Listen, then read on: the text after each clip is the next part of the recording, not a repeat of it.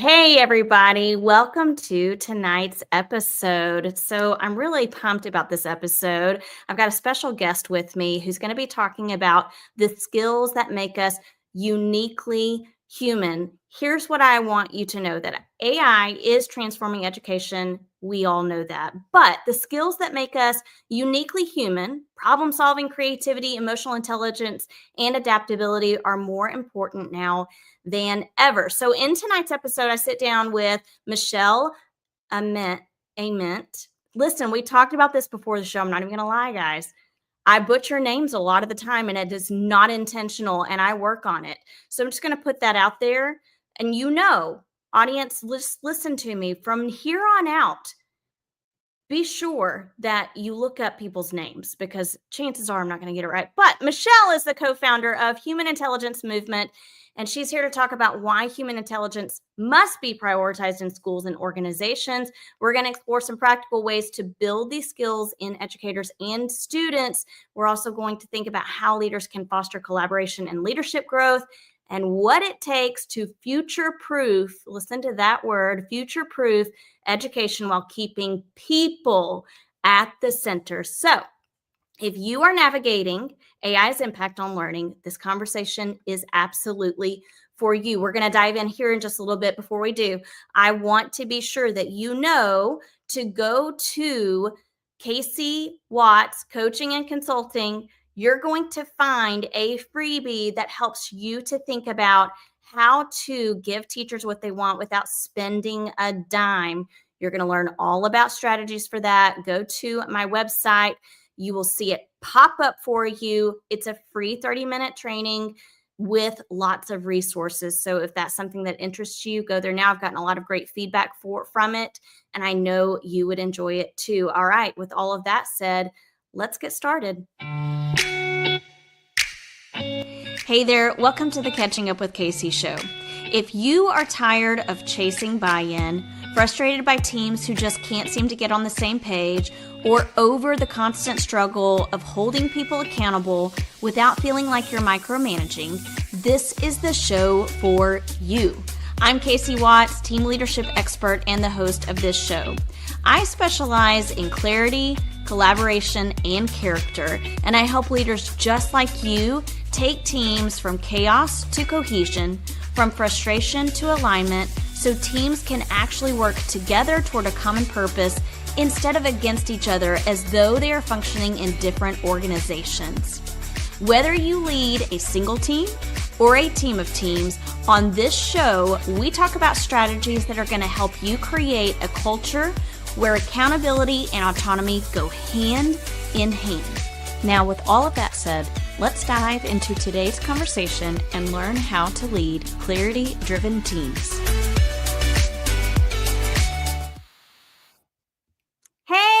Hey, Michelle, how is it going?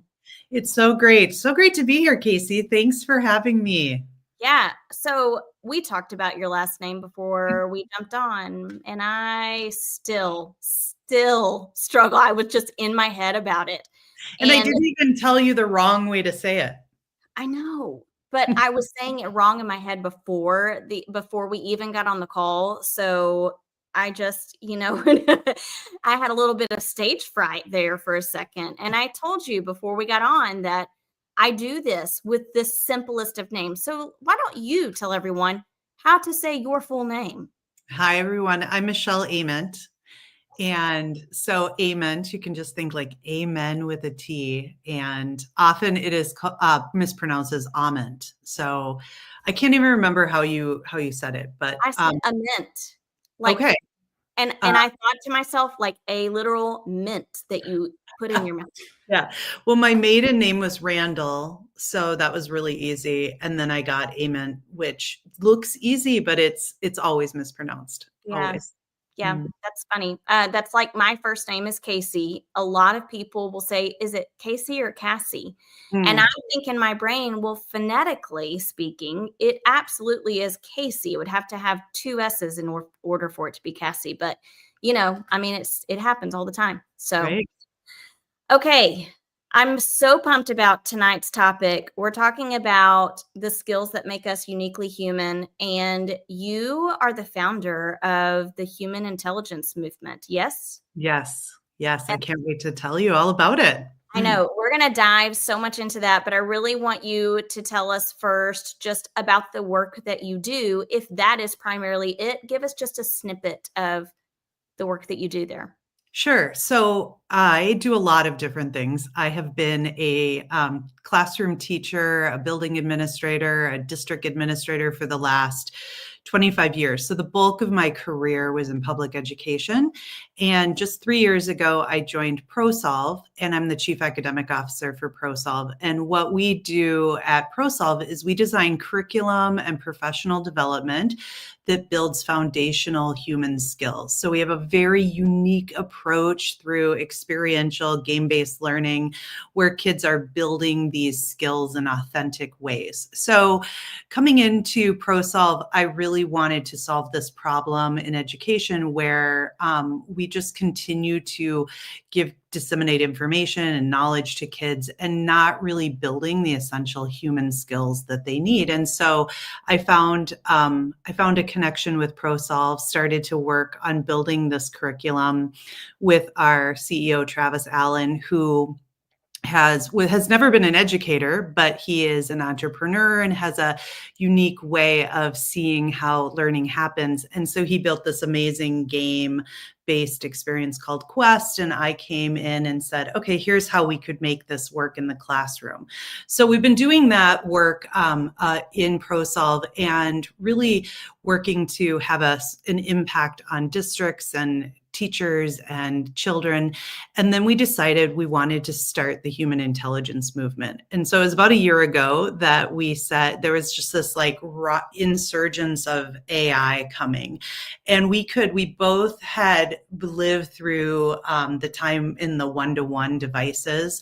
Where I was a technology director where I put an iPad in the hands of every student in a district with the idea that this would change learning, and all of a sudden students would be redesigning and creating, and really all that happened was I walked classrooms and saw a lot of worksheets on apps and skill and drill, the same thing that had always been happening in our classrooms. And so I tell you that because that was kind of one of the things that we started to see, is that this idea that AI would start to do the same thing. It would reinforce some of the practices that are outdated, that aren't great for kids. And we started to get really concerned about how that could continue to perpetuate the status quo in our education system. So we said, let's start the human intelligence movement. And the human intelligence movement is all about ensuring that students have those uniquely human skills that they need to succeed and thrive in our AI integrated world. And so a year ago, we began this movement and said, who's with us? Who's going to join us? And it was amazing the number of people who also were thinking thinking along the same lines as us, and also having similar concerns about what AI coming into education means, but also saw the opportunity to really do something uniquely different right now in education and really start to change a system that has really been stuck in its same practices for the last 200 years. So that's a little bit about my journey as an educator, but also as a chief academic officer with ProSolve. And now I serve as the co-president of the Human Intelligence Movement and the executive director doing day-to-day operations. Yeah, that's awesome. I want to talk about the things that make you, before we dig into some of the questions that I have for you. You know, you've talked a lot about the things that make us uniquely human, the skills that we possess. I want to know, what is a very relatable, very human thing about you that makes you just ordinary or maybe even quirky? Like I'm thinking you have an interesting habit or superstitions. Can I tell you too? Yes. That's even better. You'll get bonus points. Okay. So one thing is that I am a deep feeler. So I feel things really intensely. So even today, I got a message today, very kind thing that someone said to me, and it just brought tears to my eyes. And I just feel things deeply, which that's not really quirky, but sometimes I feel like I'm crying all the time. Yeah. And so whether it's something really great or something maybe not so great, that just that emotion sparks for me, and I feel things, whether it's tears or a pit in my stomach or heart racing.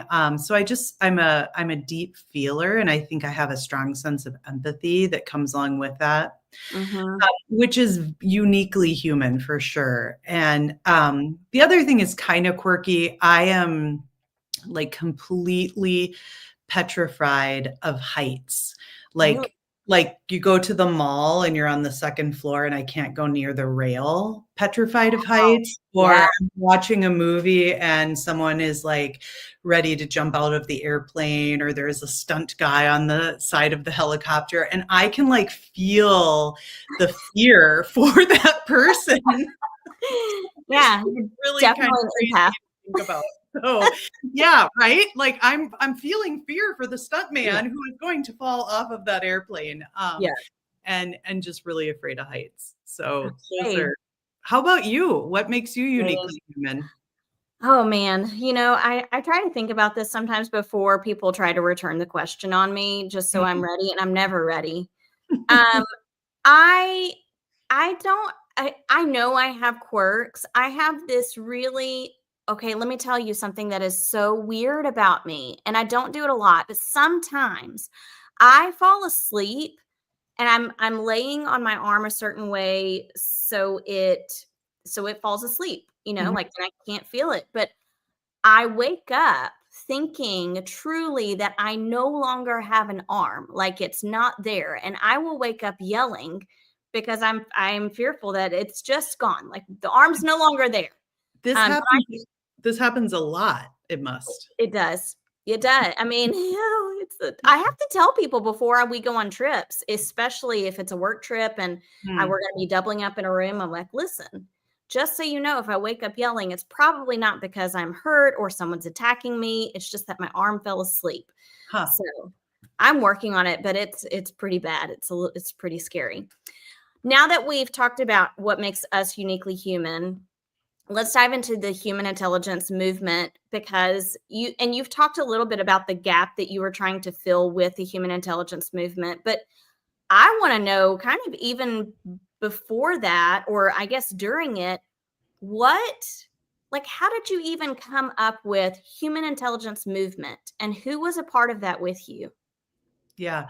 Well, I will say Travis has been speaking about human intelligence for a number of years. And so he really is a futurist and can see a vision that was coming to be. And he hit it right on target that there would be this need to really elevate human intelligence. So he brought forward, he had been keynoting and talking about this for a number of years. And then, have you ever seen this video about the dancing shirtless guy?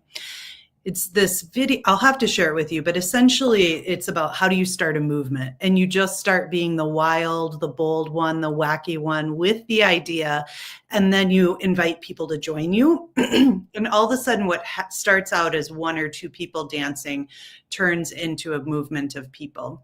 And that's exactly what happened. Last year, we went to the AI show and ASU GSV summit happening in San Diego. And I can remember sitting on benches with people saying, hey, I'm thinking about starting this movement. It's called the Human Intelligence Movement. We believe that we need to really prioritize human intelligence. Would you want to join this movement? Well, yeah, that's really important. And then it was now two people and three people and four people. And that's just really how it started. And now we have over 700 members that have joined us. And really, it's just happened by we basically have three goals of this human intelligence movement. One is to generate awareness of the need to prioritize human intelligence. One is to advocate for change in our education system. And the third is to bring a community of people together to solve wicked problems in education. So what the movement, what myself, Travis, our board, we don't proclaim to have all the answers. What we are really doing is creating the conditions for teachers, for administrators, for consultants, for industry leaders, for business folks to come together and say, what does our education system need to look like? And what are the skills kids need to have in order to thrive in this AI world? And we look to them to say, okay, what are the best practices that's going to get us there? I think foundationally, something that we talk a lot about is this idea that education hasn't changed in the last 200 years. Our industrial age factory model of education is still what keeps us stuck every single day as a system. And it is time to remove those barriers and start to prioritize different things. No longer in an AI world will we need to know we need to assess students with a standardized assessment to know what they know. We know AI will always be smarter than we are at writing a 5-paragraph essay or a mathematical equation. And it is time to start prioritizing what will be the differentiator in an AI world. And that is our human intelligence. And that's really our advocacy work is being bold enough to wake up the system and be able to start to have people think about what does the future look like and what will we need to be able to prioritize and hold ourselves accountable to that, because right now we're holding ourselves accountable as a system to the wrong thing. Amen, sister. Yes. There is so much we could unpack right there. And that's one of those, everything that you just said. I actually had a conversation with Peter Dry, Dr. Peter Dry. I'm going to have to tag him in all of this, but we had a conversation about this on a podcast episode months and months ago. But he was very much talking about the same thing about our education system. And it's so interesting too. Like, I am in this weird predicament as a parent of a child who goes to a traditional rural East Texas school in which, most practices haven't really evolved or changed over time. Mm. And for him, it's kind of a detriment. And he's having to conform to this way of the system. And it's not easy for him to conform. And I find myself in the middle of wanting him to be successful in the school, and also wanting him to thrive and know, listen, if you can just have these set of skills, let's just get through school and get you out into the world where I know you are going to thrive, because you're not going to be held back and bound by the restrictions that are put in place right now. So how would you define human intelligence then? So we have a research team that really tackled this and was dedicated to figuring out, okay, what's our position on what human intelligence is? And so they came together and defined it as 3 things: social emotional competencies, cognitive competencies, and adaptability competencies. And so when we think about social emotional, that's that emotional intelligence. So those are all the things that we traditionally think of around being able to build relationships, being able to be self-aware, socially aware, being able to have empathy for one another. So that is foundational. Then we think about the cognitive competencies. That is our IQ or our intelligence, but it also is more than that. It's how we think critically about things, how we solve problems and analyze information. It also is part about how we're curious to want to learn more, and how our mind works, where it's not we're not passive consumers of information. We are really curious beings that are looking to build that cognitive consciousness and that awareness. And then the last pillar is around adaptability. And I think that is the thing in an AI integrated world that is the most maybe needed. It's hard for me to say which is the most. Maybe a better way to say it is the newest competency that we are going to need, because in a world that is changing every day, I mean, I can't even believe I wake up and I'm like, a new AI tool, a new function, a new way, just this, which with ChatGPT 4.0 putting out their new image generator. Now it's like, what does that mean? And now next week there'll be something new because the next AI tool will evolve. And so I digress. Basically, what the adaptability competency is about is this need to really keep pace with change, be able to think flexibly with thinking, being able to learn and unlearn things, being able to be resilient and adaptable in the face of change. And I think at least it's my feeling like that our schools are not prioritizing those adaptability competencies to the degree in which we need to be creating that resiliency, that efficacy that kids today need and will absolutely need in the future. Yeah. So social, emotional, cognitive, and adaptability is how we talk about human intelligence. Right. You talked about like standardized testing earlier and how it's, there are so many other ways. There have been for years and years and years, so many different ways that we can analyze students and their progression in learning.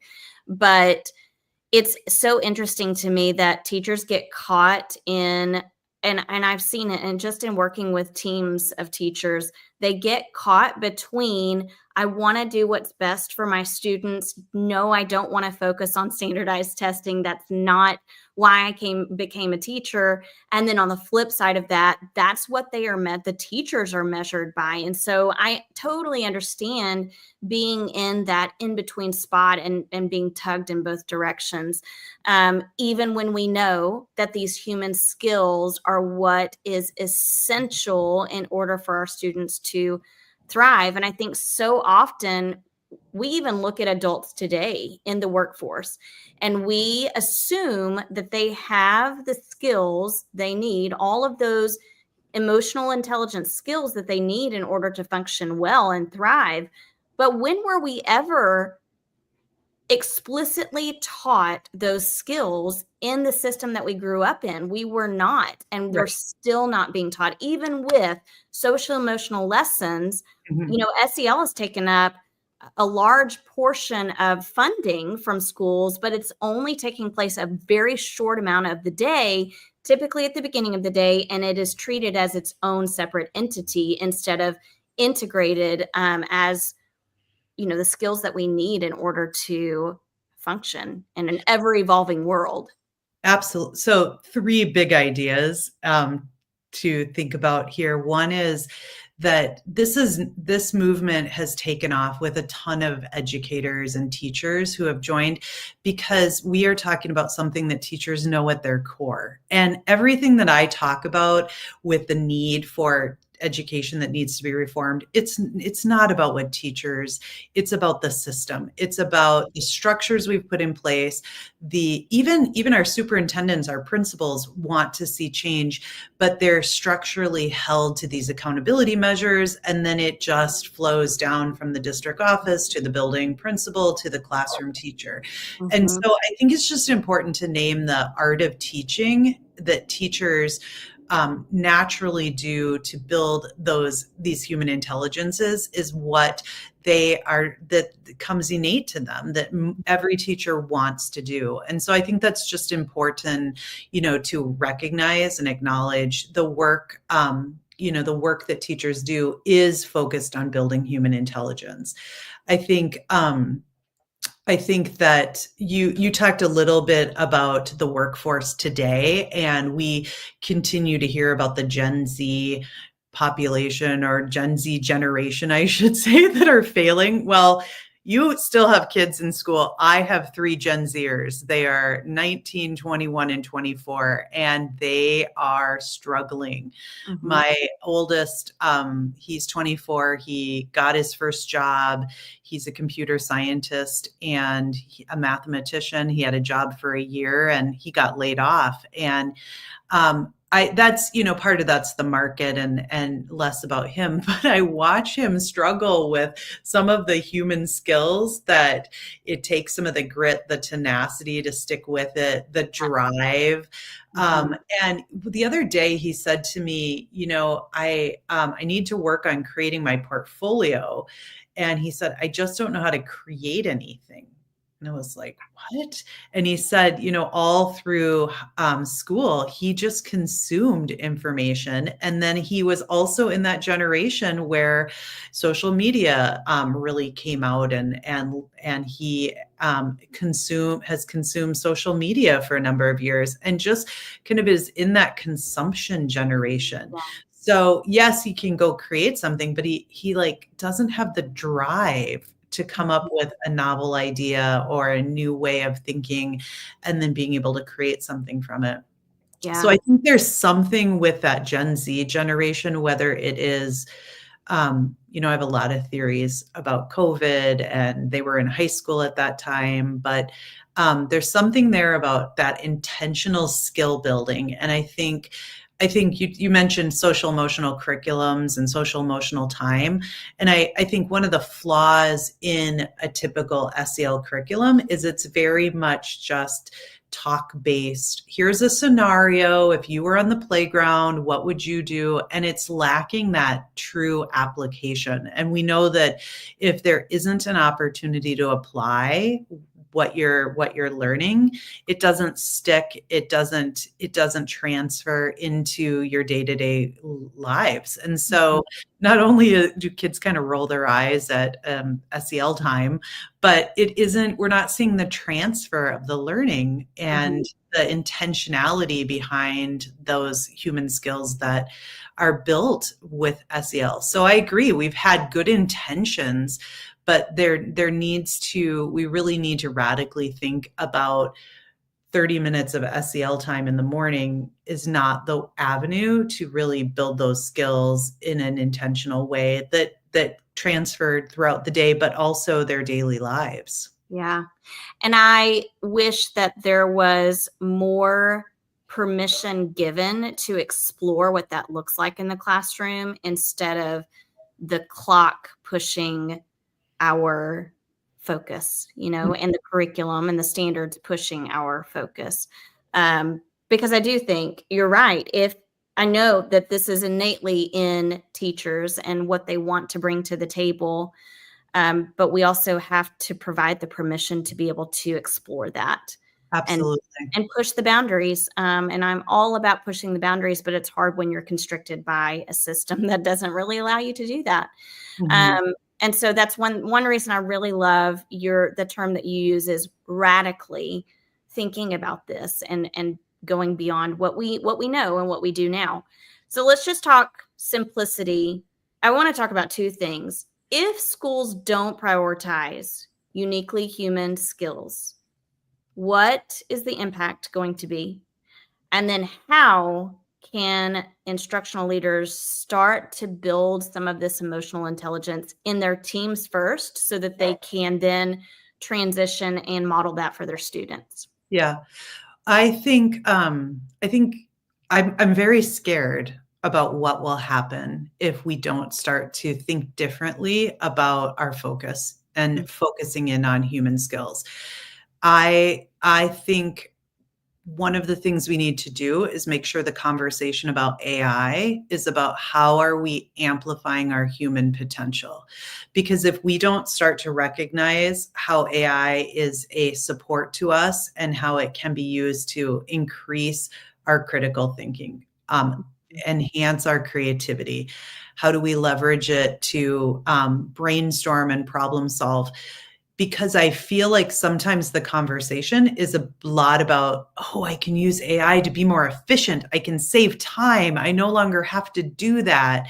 And even in with teachers, we've positioned here's how you use AI for lesson planning or email writing and shortcutting. And I am not, I use a lot of AI for efficiencies, but it is so that I can amplify my own human potential. So I think some of what I would encourage us to do is really make sure that the conversation is grounded in how is AI helping me to bring those uniquely human skills forward. And I think even in schools, starting to talk with students about how do they use AI for that, is a really, really important thing that we need to be thinking about. And if we don't start to elevate human skills and we don't start to think about AI in this way, then I do think some of the things that we're concerned about, like we'll just passively sit back and let AI write all of our emails, or we'll just passively sit back and let AI um, create for us. And I think we will start to be complacent as a society and be okay with that. So I think there's a real, like, I talk a lot about schools and the need to change, but I think there's like a huge societal conversation that we need to be having, that people are not yet either fully aware of or fully concerned about. And I think as a user, a daily avid user of AI, I think there's a lot of people who don't quite grasp the magnitude of what's happening. Right. And I don't want to perpetuate fear, but also we got to get real about what's happening. Yeah, for sure. So, Were you going to say something else? well, no, I was, do you have any thoughts before I talk about the team-based piece? No, actually, I think what I was about to say was going to impede on that. So go for it. Well, I just, your second question is, as leaders, how do we start to create the conditions for this human skill building? And you tapped on it. Something you said earlier really connected with me, and that is that we tend to put restrictions and barriers in place for teachers to really bring their uniquely human skills forward. And like I mentioned, I have been in education for over 25 years, and then I now work in a startup culture for the last 3 years. And I can't say enough how vastly different the working environment is. And Mm, so, like, one of the things that I would say to leaders is to start leading like a startup. mm, Start bringing innovation into your schools, into your districts. And to me, what that means is being willing to take risks and fail forward. And I think often in education, we feel like we have to have everything mapped out, all the steps figured out before we'll start a new initiative or a new plan. And that really kind of paralyzes teachers to feel like they also have to have everything figured out in their classrooms, versus following instincts, knowing what's best for kids, knowing their learners, and trying something new and different that may work, and sometimes it might not work, and to be okay with that. And I think, that's a startup culture for sure, is that rapid ideation, that failing forward, being agile. I think being agile is another thing. It's that time of the year where it's the end of March. We would never start something new. We would have to wait until next year before a new initiative gets rolled out. And yeah, it's like, come on, you guys, we still have like 8 weeks of school left. yeah, right. What could we do in 8 weeks? What could we try? But there's this feeling of these cycles that we continue to put in place, versus just bringing an idea and trying it and kind of having that agile approach. I think those are a couple of things that come to mind. And I think another thing that I have learned is this idea of it being good enough. Which is something I still have to work on a lot, because this perfection, this certainty, knowing all the answers as an educator before I was willing to try something, or as an administrator, I needed to have it all figured out before, and be the smartest person in the room before I brought it to the teachers. And now we wonder why teachers are apprehensive or feel like they have to know all the answers Right. versus leaning into some curiosity and being willing to just being okay with not knowing everything before jumping into something.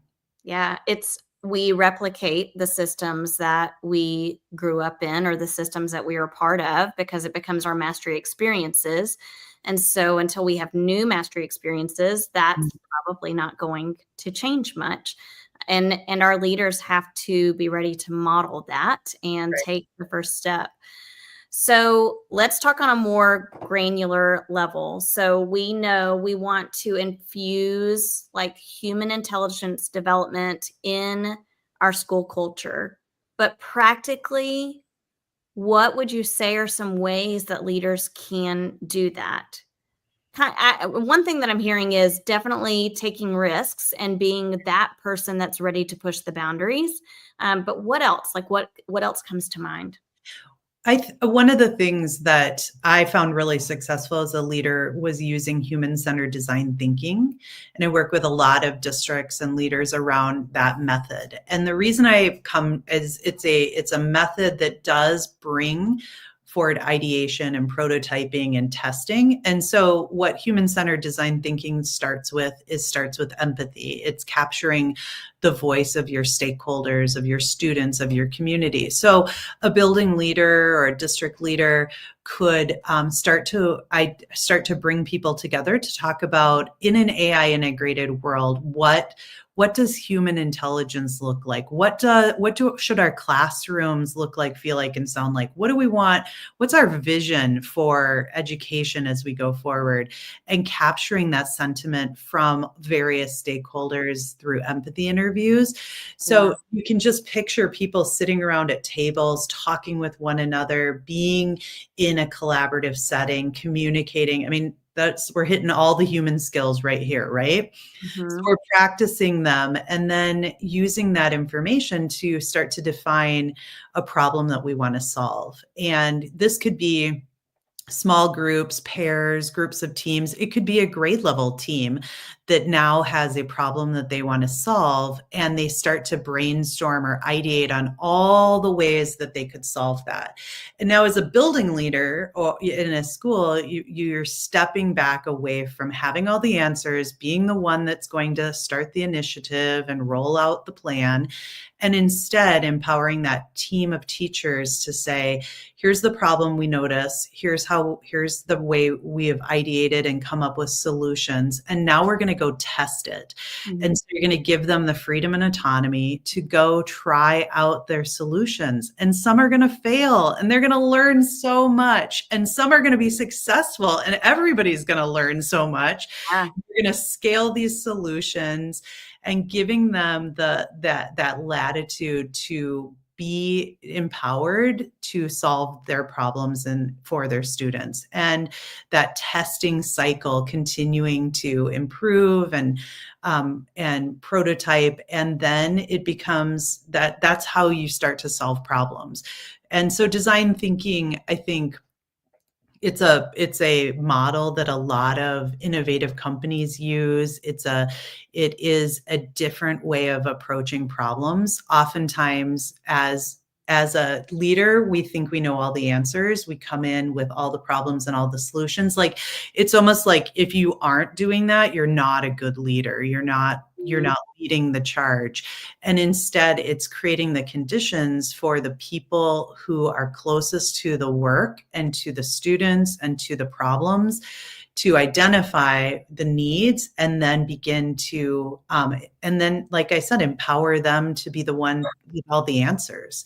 Yeah. And so I think that's a practical thing that at a staff meeting, you could, in 60 minutes, you could do a rapid ideation and say, okay, come back next month and we're all going to share out what problem we defined, what were the ways we tried to solve it, and what did we learn. And even if zero problems were solved, you're going to learn something, which is a huge benefit towards solving problems. So Yeah. I don't believe zero problems would ever be solved, because we would learn something and grow from it. But think about how much more impactful that would be from a staff meeting than standing up in the front of the room and saying, here's, how I need everybody to go do the same way, the Yep. same thing.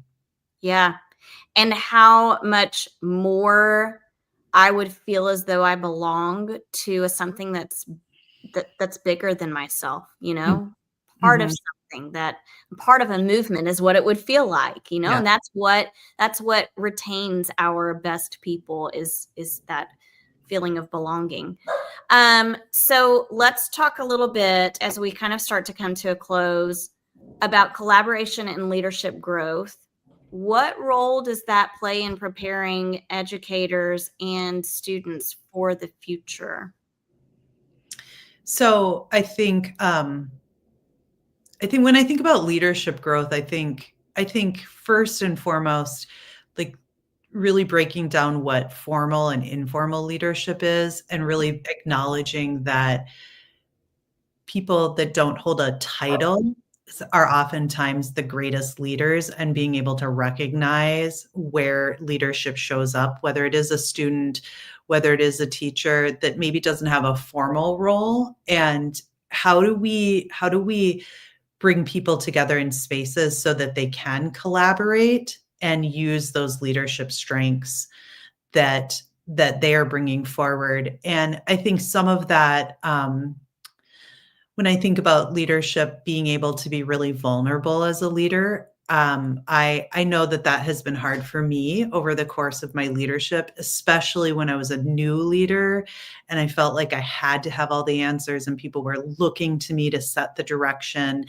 And there were times where I wish I would have leaned more into some of the informal leaders to guide, to step up into a collaborative space and help lead alongside of me, instead of feeling like because I'd been given this title, now I have something to prove. And so there is almost a level of vulnerability that comes Mhm.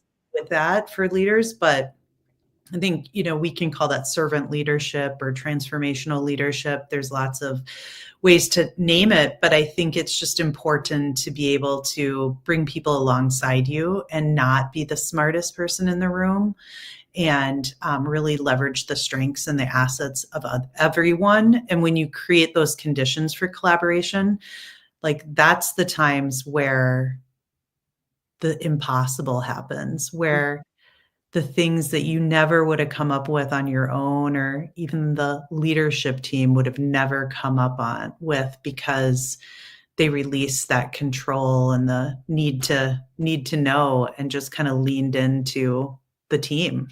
Yeah. Have you read any of Liz Wiseman's work?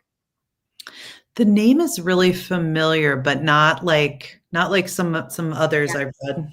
Yeah. So she wrote The Multiplier Effect. She also Oh wrote yeah. the book Multipliers. Yeah, But yeah. yeah, one of the things that she talks about is how our intelligence literally grows when we surround ourselves with people who are smarter than us, like smarter in ways that we don't have the intelligence that they have.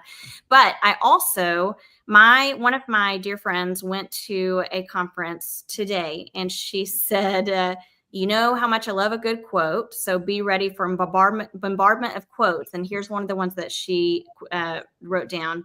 Epic leader, someone who sees an opportunity to make something better and chooses to do something about it. And that was Marley Williams who said that, who was the keynote speaker. Um, Mm-hmm.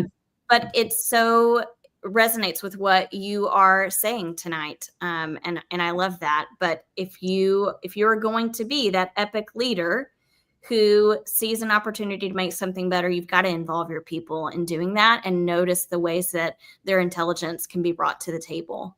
Absolutely. Yeah. I think about one of the most important things when building teams is to surround yourself with people that have talents you don't have and that are smarter than you, and then you create the conditions for them to thrive and get out of the way. Mhm. That's sometimes the hardest part, but is the most important, is to just let them go and Yeah. shine. Hmm. And it's so freeing too for you as the leader. Right. Yeah.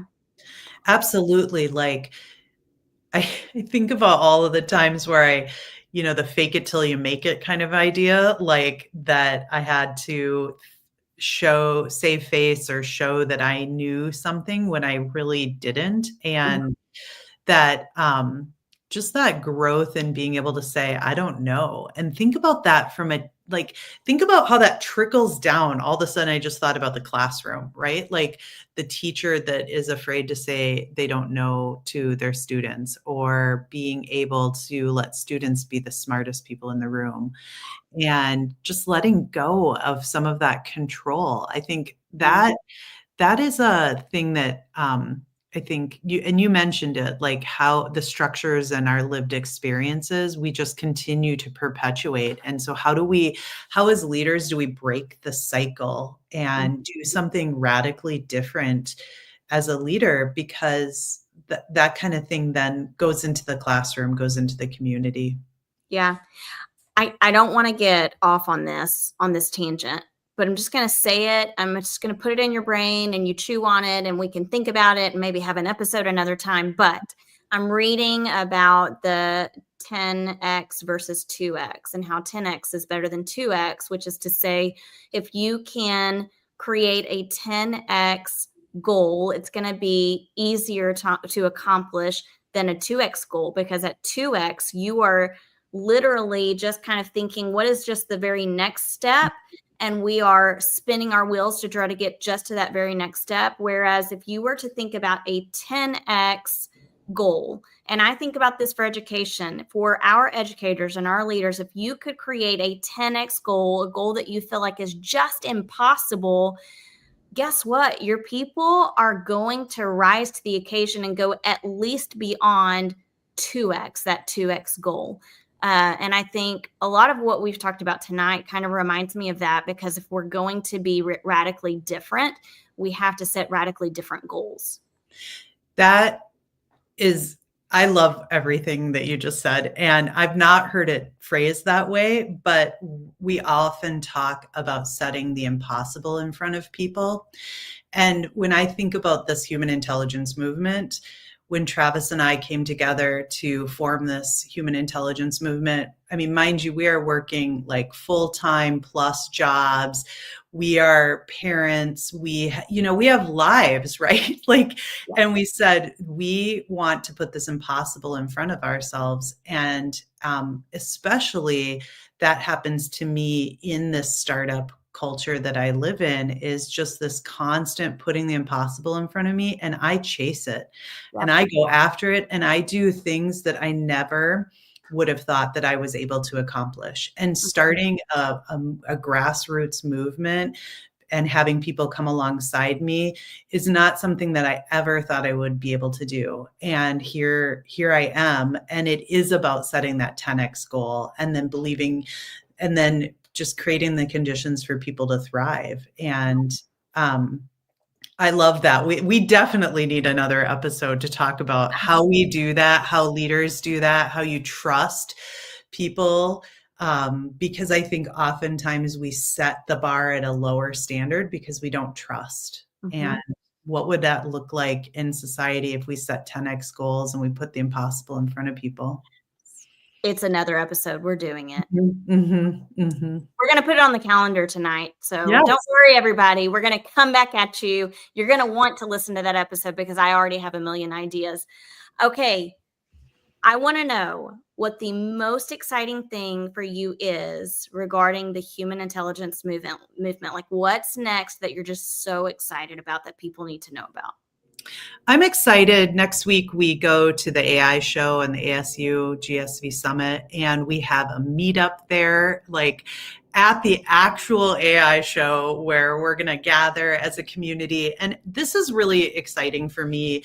I think I like anniversaries. And I think they just mark time and they mark success and progress. And it was just a year ago, like I was saying, where I was sitting on the park bench in San Diego outside the conference, talking to people about, hey, do you want to join this movement? And then here we are with a presence, with a following, with people actually making change and doing work.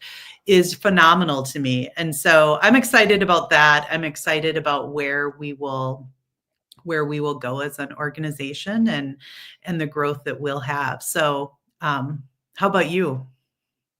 Oh, as far as the I'm human just intelligence, Well, anything? just you personally or professionally, what are you excited about next? Man, what a good question. You're so good on the podcast. Okay. I everything that you've talked about tonight just lights a fire in me, but I think I keep coming back to, I've written the Clarity Cycle or the Craft of Clarity book. And so my big push is really learning how to gain clarity for yourself and create clarity for your people. And I keep thinking, man, I want to start a clarity movement. So Mm. you've kind of given that to me tonight. Is yeah, it's about a movement more than it is about the clarity cycle framework that I've created, and more about the book that I've written to put in people's hands. How do I create a movement so that it becomes a part of who people want to be and how they want to live their lives? So thank you for that. Good. You're welcome. It's awesome. Okay. So where can everybody find you as we finish up tonight's episode? Well, the best thing to do is to go to the humanintelligencemovement.org. So that's our website, humanintelligencemovement.org.